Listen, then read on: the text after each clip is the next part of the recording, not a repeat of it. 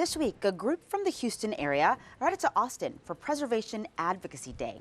Deborah Blacklock Sloan and Sam Collins are here live with me this morning to preview what they're planning to talk about with our legislators. Good morning. Good morning. Good morning. So I want to ask you first, Deborah, what is this Preservation Advocacy Day all about? So basically, it's a day to get with your legislatures and talk about African American resources that could be in jeopardy. And so we are able to talk with them about our concerns because we want to preserve and promote all of those resources. And Sam, what's the purpose of this kind of commission, and why do you think we don't already have one? Well, it's important to preserve this history. As a seventh-generation Texan with roots back to 1837, I think all of our stories are important to Texas history. And sometimes when you look in the history books, not every story is included. So we're not trying to take away from stories that's already in the books, but we're trying to add to those stories to expand the narrative of Texas history. Now, Deborah, I understand this is an effort that isn't just starting this year, this time around. You guys have tried this before. What makes you think this time around, though, may be different? Well, I think that bill will be filed. And the way it got started is I'm a member of the Harris County Historical Commission for 25 years.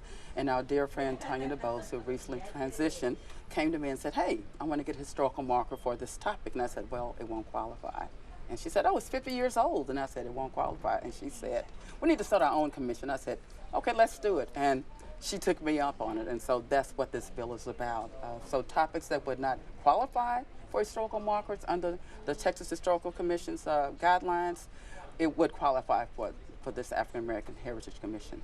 What other kinds of resources or designations might this type of commission unlock?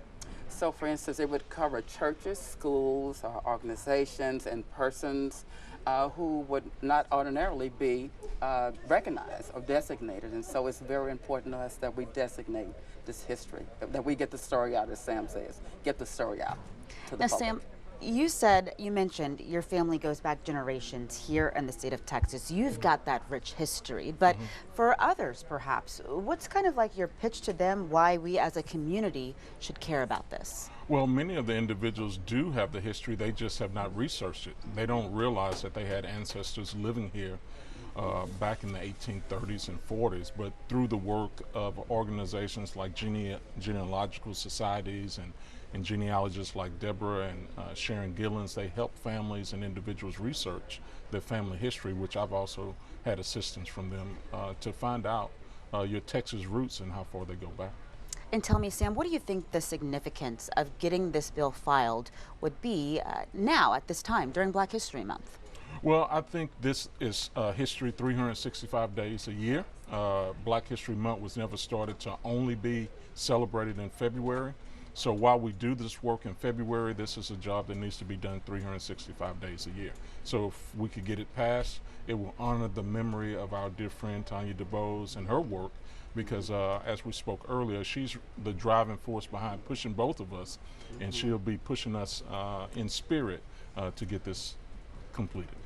And Deborah, finally, I know you guys are getting ready to hit the road. The plan is to go to Austin to have these meetings with legislators tomorrow. Yes. How do you see those conversations playing out? I see them as positive conversations. I think these legislators realize that it's time to get this bill done, to get this preservation movement going.